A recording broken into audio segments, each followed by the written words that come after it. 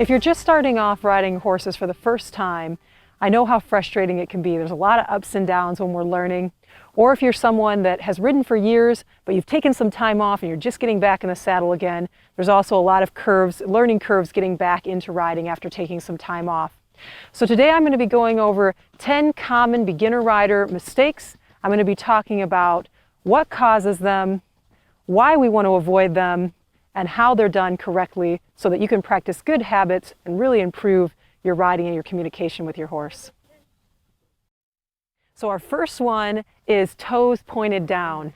And this is a really common, very beginner rider mistake. And we do this, we point our toes down when we first start learning to ride because we're trying to hold on to the stirrup typically. We're trying to hold on to the horse. And the reason that we don't want to point our toes down is because it causes us to rock forward, and that puts us in a position where if the horse were to spook or to react, we're going to be more likely to fall over his head. It also puts us in a position where we're more likely to fall onto our crotch, which is more uncomfortable for riding over a long period of time. So what do we want to do instead of pointing our toes down? We want to point our toes up so that we can have a nice long leg. We can see sitting back over our seat bones, and that way if the horse spooks or goes to jump or move, we're going to be falling back into our seat bones and be more secure in the saddle. The second common mistake that riders make is putting their foot in the incorrect position in the stirrup. So there's two common mistakes that I've encountered as a teacher with putting your foot in the stirrup incorrectly. The first one is the rider that is afraid that they're going to get their foot hung up in the stirrup, so they're riding on their toe, just, with their foot barely in the stirrup. The other common mistake that I run into is a rider riding with their foot too far in the stirrup, so they're riding on the bridge of their foot. They're usually doing this to try to feel more secure in the saddle. They're trying to get that foot further in the stirrup, or they're doing it because they're losing stability in their leg and their foot is sliding.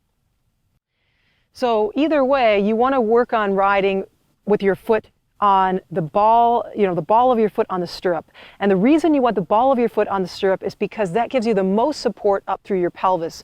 When we walk by rotating over the ball of our foot, and that is a way that's really going to help you to have nice, stable legs and a nice, quiet seat as you progress in your riding. Our third one is something that I've seen a lot, and that is braced legs. And this is typically coming from a common issue of the rider trying to get their heels down more, and instead of pointing their toe up, they're pressing through their heel, and that's causing their knee to lock and brace. The reason that you don't want to brace your knee and kind of jam your heel down like that is because it's going to cause you to, one, fall back behind the motion of the horse a little bit, which is going to put you in a less balanced position. It's going to cause you to put more of your bounce and the shock of motion into your horse's low back and also into your low back, which can potentially cause pain in your horse's low back as well as yours.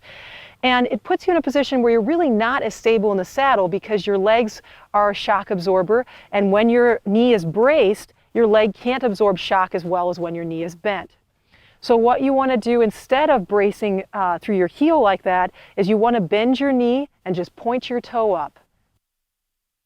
Number 4 is gripping with our legs.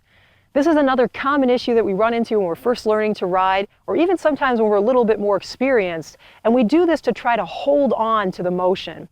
So when our horse is, we're on a moving force, we're thinking, how can we stabilize ourselves? And your instinct is to grab onto that motion. When you grip with your leg, whether it's with your thighs or with your calves or with both, it is going to push you up out of the saddle. Any kind of tension and squeezing with your legs is going to push your butt out of the saddle, and that's going to cause you to be in a position where you're more likely to be ineffective with your leg aids because you're using them to grip. And it's also putting you in a place where you can't use your weight aids to communicate with the horse. So when we ride, we use our seat bones as one of our main forms of communication, as well as what secures us in the saddle. So when we are gripping with our legs, we're not able to use those seat bones to communicate. What we want to do instead is relax our legs and be able to let our core support us more and keep our seat bones in contact with the saddle. Number 5 is holding our reins incorrectly. Why does it matter how we hold our reins? Well, holding our reins in incorrect position, whether that's holding your palms facing up or your fists facing up, where your elbows are falling out, any of these positions other than the correct position, which is thumbs facing up and wrists slightly in, is going to have a negative influence on your upper body. We keep our thumbs up because it allows our shoulder blades to stay relaxed and down, and this helps to keep our upper body in better balance when we ride, and it also allows us to have clearer communication when we're using our reins. So remember, when you're practicing with your reins, to keep those thumbs up. I always imagine like I'm holding a mug of hot chocolate in my hand. Number 6 is straight arms. So this is a really common issue, not only just for beginner riders, but even some more experienced professionals. The reason that we want to straighten our arms when we ride is because a lot of times we don't have very good shoulder strength. We don't have good strength in our traps to open our collarbones, let our shoulder blades drop, and bend our elbows. So we end up riding with our arms straight. The other reason that we can end up riding with straight arms is because we're worried we're going to pull on our horse, and we're trying to give the reins more by straightening our arms. But actually, when you ride with your arms straight, your elbows straight like this, it actually causes you to have less give in your arms. It's going to leverage you forward. It's going to create a lot of tension up in your neck and in your shoulders, and it's going to cause you to be slightly off balance all the time when you ride, which is going to throw off your communication. So instead of having those arms forward, what you want to do is you want to open up your collarbones, drop your shoulders, and have a nice bend in your elbow. This is going to keep your hands relaxed. It's going to keep your arms relaxed and flowing with the horse's motion if you do your two reins. Number 7 is pulling on the reins to stop. This is a classic beginner rider mistake. We make this mistake because we think we have more control by pulling on the reins to stop or to steer our horse, when actually we don't have very much control by pulling on the reins. It pulls us forward out of the saddle and throws our horse out of balance and makes it actually more difficult for the horse to stop.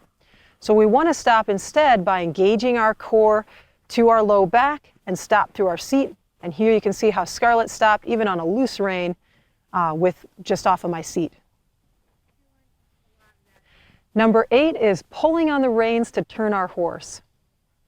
So the reason that we don't want to pull on the rein to turn our horse is when we pull on the rein, we end up leaning into the direction we want to turn our horse into, which makes it more difficult for the horse to turn in that direction.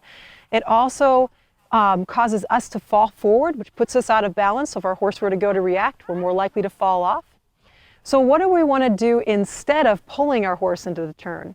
Well, instead of doing that, we want to make sure we're riding from our seat, our legs, and then our reins, that we're staying nice and straight in our turns and allowing our horse to easily lift us and navigate that turn smoothly. Number 9 is riding in a chair seat. Why do we tend to ride our horses in a chair seat? Well, there's a couple reasons. First off, we might just lack the strength to sit up straight. We might, be feeling like we're just having trouble balancing, or we might be just a little bit too relaxed and not properly educated on sitting in good posture. So when we sit in a chair seat with our legs forward, and braced out like that, we're in a place where we're adding a lot of extra weight to the horse's back. We're putting a lot of extra pressure on our spine and our low back, which over time is going to create issues in our knees and issues in our back. And it's also creating potential back pain and issues in the horse. So we want to be sitting in correct alignment where our core is supporting us so that we have a nice aerobic frame. We're absorbing the shock of motion through our core, and this is protecting our back and is protecting our horse's back as we ride. Number 10 is leaning forward. This is one of those really common mistakes that a lot of beginner riders make, and the reason that we tend to make this mistake is because we're nervous or we're fearful. And the other reason we could make it is maybe we lack a little core strength. But it's very common when you're nervous, because when you lean forward, it makes you feel more secure, like you're going to stay in the saddle better. But it actually has the opposite effect. When you lean forward, you're bringing your seat out of the saddle, so if the horse were to spook for any reason or get nervous, you are going to fall over his head. When you are sitting correctly, which is with your ear, shoulder, hip, heel alignment, you're engaging your core, you're stretching up nice and tall. When you're sitting in a correct position, it's allowing you to be more secure in the saddle if your horse were to spook. It allows you to see out in front of you better and also communicate more clearly with your seat and your legs to have a more effective ride. If you're struggling with any of these mistakes that I covered in this video, remember to take your time and to break them down into simple steps and work on them a little bit each day. It takes time to build new muscle memory, And all of us in riding, we're always working on improving, so it's an ongoing learning process. So be kind to yourself during that learning process and make sure that you simplify your goals so that they're achievable. I'd love to hear if you have any other videos you'd like to see on this topic or other topics. You can leave a comment below. I'm going to be doing a video every Monday and every Thursday. I'm going to be releasing it. If you're interested in more content from me, you can click the subscribe button, and I'll keep you updated on what's going on next. Keep enjoying your riding, keep growing and learning, and I'll see you in the next video.